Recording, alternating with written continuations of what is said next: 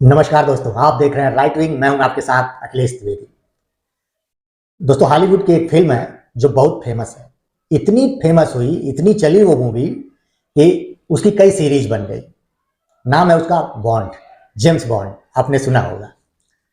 उसी तरह आजकल एक बॉन्ड जो है वो भारत में भी बहुत चर्चा का विषय है, बहुत फेमस हो रहा है, उसकी बहुत बात हो रही है।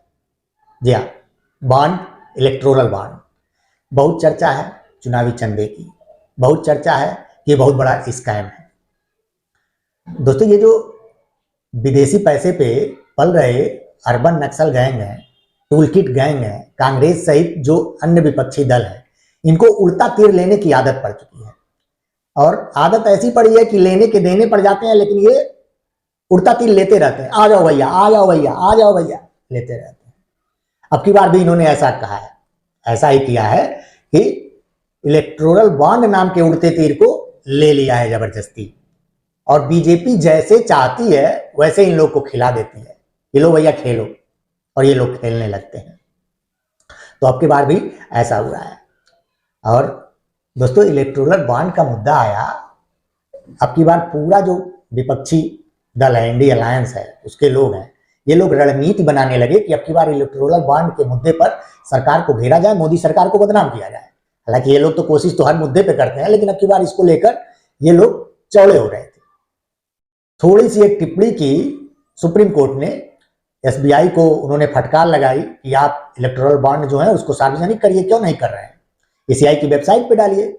इन लोगों ने उसको लेकर हो हल्ला मचाना शुरू कर दिया, उछलने कूदने लगे, अब बहुत बड़ा स्कैम हो गया, ये हो गया, ये तो वहां घोटाला है, फलाना ढिमका। मतलब कुछ तो आए, भागते भूत की लंगोटी ही तो मिले, क्योंकि इनको मोदी सरकार में घोटाला मिल ही नहीं रहा है। लौट रहे हैं, रेंग रहे हैं, चिल्ला रहे हैं कि कुछ मिल जाए। तो इनको तो खैर भागते भूत की लंगोटी भी नहीं मिलने वाली, क्योंकि जो खुद घोटाले के सरदार हों उनको कहां से मिलेगी। सारा घोटाला करके तो ये लोग रिटायर हो गए हैं, बचा ही नहीं है, सब घोटाले को ही तो पाटा जा रहा है। तो खैर एसबीआई ने ना नुकुर किया, समय कम है, ये है वो है, दलील नहीं माना इनका सुप्रीम कोर्ट। तो सुप्रीम कोर्ट के सामने एसबीआई को नतमस्तक होना पड़ा।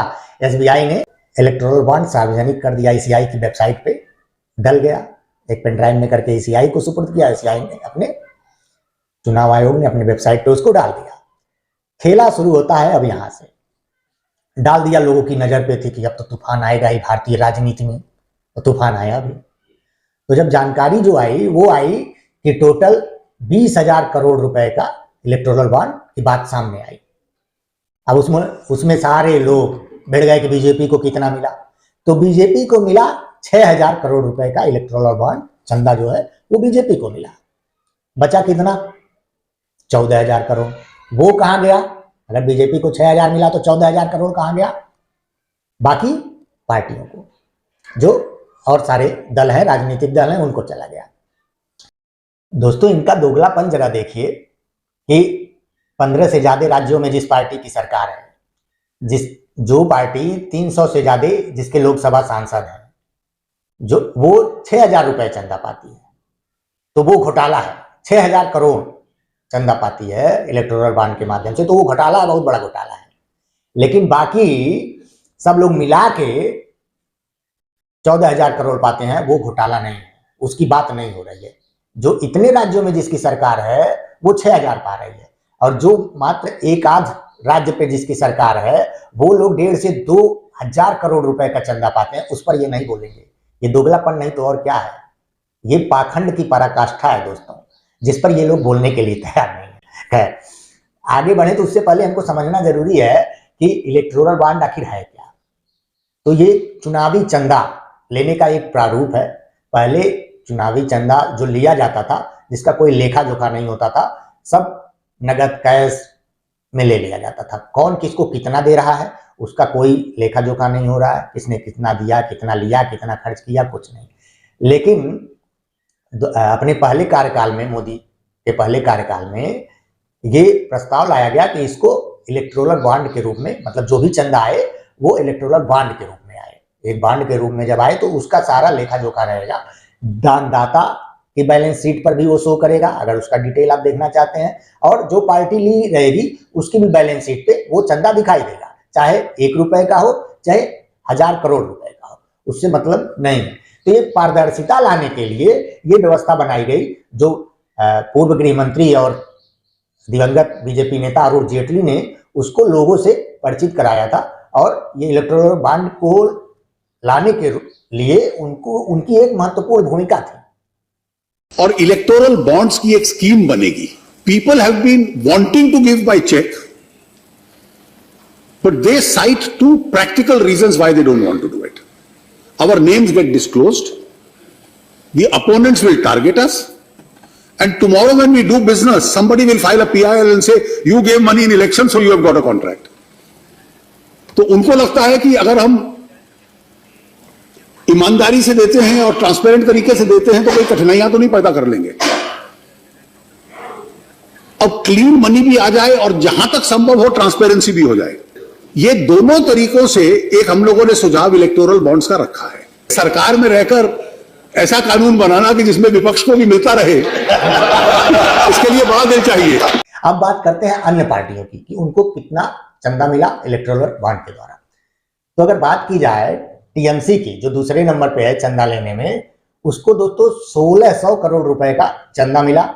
कांग्रेस को लगभग 1400 करोड़ का चंदा मिला। और जो सनातन विरोधी बात करती है, हिंदुओं की विरोध की बात करती है, डीएमके दक्षिण की जो पार्टी है, तमिलनाडु में इस समय सत्ता में है, उसको लगभग 700 करोड़ रुपए का चंदा मिला। और तो और जिसका कोई भी एक जीरो सांसद है, राजद लालू वाली पार्टी, 75 करोड़ उनको भी मिला।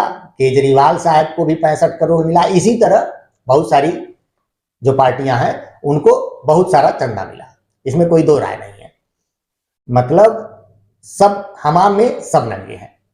ये तो वो बात हो गई कि बीजेपी पर लोग आरोप लगा रहे हैं, लेकिन अगर ये घोटाला है और बीजेपी घोटालेबाज है तो सब लोग ने घोटाला किया है, तो सारे लोग घोटालेबाज हैं।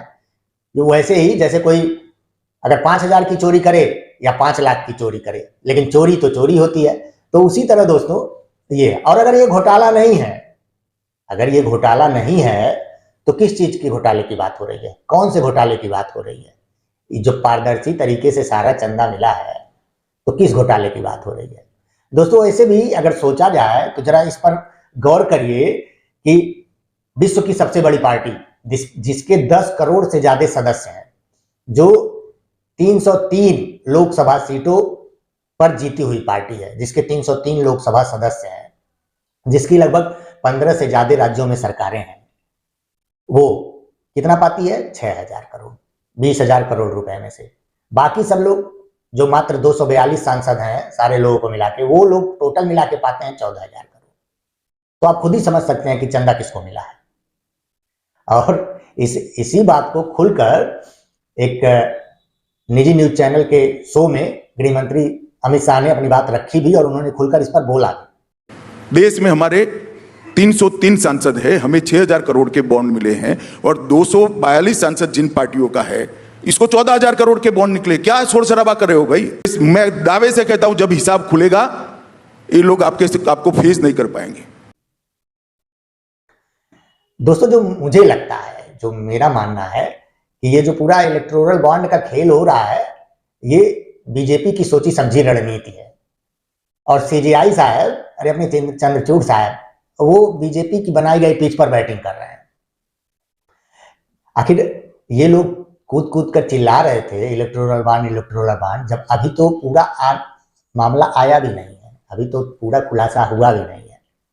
अभी तो 18 मार्च को अगली सुनवाई भी होनी है इस पर, उसमें कुछ और खुलासे होंगे। तो यकीन से कह रहा हूं दोस्तों कि जरा पूरा खुलासा होने तो दीजिए, पूरी डिटेल आने तो दीजिए। ये जो डीएमके, कांग्रेस, टीएमसी जैसी पार्टियां हैं और इंडिया अलायंस के अन्य दल हैं, मुंह दिखाने के काबिल नहीं रहेंगे, भागेंगे। लोग इनसे सवाल पूछेंगे तो ये बरगलाएंगे, इनके पास उसका जवाब नहीं सूझेगा। दोस्तों ये जो पूरा टूलकिट गैंग है, इस समय सबसे ज्यादा तो सदमा इनको जब लिस्ट आई तब लगा। क्यों लगा? क्योंकि ये तो पिछले कई साल से अडानी अंबानी की रट लगाए हुए थे। अब अडानी अंबानी की रट लगाए थे, पता चला कि उसमें कुछ आया ही नहीं, कुछ निकला ही नहीं, दोनों का नाम ही नहीं है, ना अडानी का है ना अंबानी का है। अब खींच खाए हुए हैं, किलस रहे हैं, तो इधर का उधर, उस पार्टी को इस पार्टी से, इस पार्टी को उस पार्टी से, दानदाताओं का नाम एक दूसरे के नाम के साथ जोड़ रहे हैं, फलाने का नाम फलाने के साथ, फलाने का नाम फलाने के साथ। एकदम सन्नाटा छाया हुआ है कि क्या करें, ये तो सारा तीर उल्टा लग रहा है, पड़ जाएगा। हालांकि ले चुके हैं ये लोग तीर और इनको चुभ भी रहा है, बैठ नहीं पा रहे हैं, इधर उधर उछल कूद मची है, लेकिन अब जब ले लिए हैं तो उसका हर्जाना तो देना पड़ेगा। दोस्तों, इलेक्टोरल बॉन्ड के जरिए जो चंदा दिया जाता है उसका पूरा लेखा जोखा रहता है। पहले के समय में जब चंदा पार्टियां, राजनीतिक पार्टियां को चंदा मिलता था तो उसका कोई हिसाब किताब नहीं रहता था।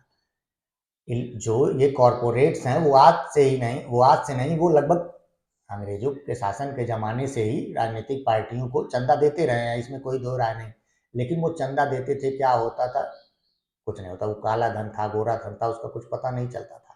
जबकि इलेक्टोरल बॉन्ड में जब आप बॉन्ड के जरिए चंदा देंगे तो काले धन का सवाल ही नहीं है, क्योंकि पूरी डिटेल सबके सामने है।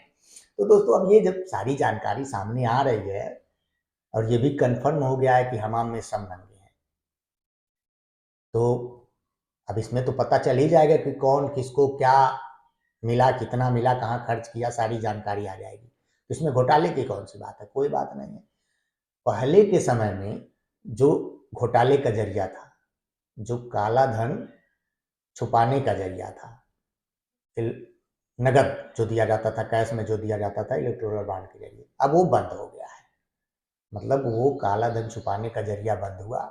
इलेक्टोरल बॉन्ड से चंदा जो लोग देने लगे।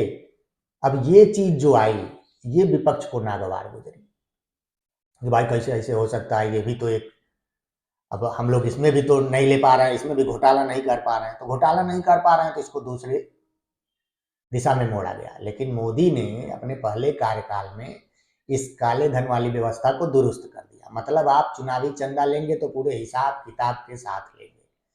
और आज जो उन्होंने दुरुस्त कर दिया है, सुप्रीम कोर्ट ने उसको खुलासा करवा के एसबीआई को आदेश देकर भाई साहब इसको अपने पोर्टल पे, ईसीआई के पोर्टल पे डालिए, ईसीआई के वेबसाइट पे डालिए, उस पर मोहर लगा दी है। और शायद नरेंद्र मोदी की ये चाहत भी होगी कि देखें लोग कि कौन कितना पा रहा है, किसके पास कितना जा रहा है, कौन कितना खर्च कर रहा है, कहाँ खर्च कर रहा है, कहाँ से आ जा रहा है, कहाँ से जा रहा है। तो ये सारी चीज़ें मोदी ने अपने पहले ही कार्यकाल में दुरुस्त कर दी। अब देखते हैं आगे क्या होता है, कितना लोग खेलते हैं, कितना लोग रोते हैं, कितना लोग चिल्लाते हैं। खैर, फैसला आने दीजिए। अभी तो एक सुनवाई बाकी है, सुनवाई पूरी होने दीजिए। देखिए कईयों के मुखौटे हटेंगे, कईयों को चीखते चिल्लाते आप सुनेंगे। अगर इस अंक में इतना ही, अगले अंक में दोस्तों हम फिर आपके साथ किसी नई खबर के साथ मिलेंगे। तब तक के लिए धन्यवाद।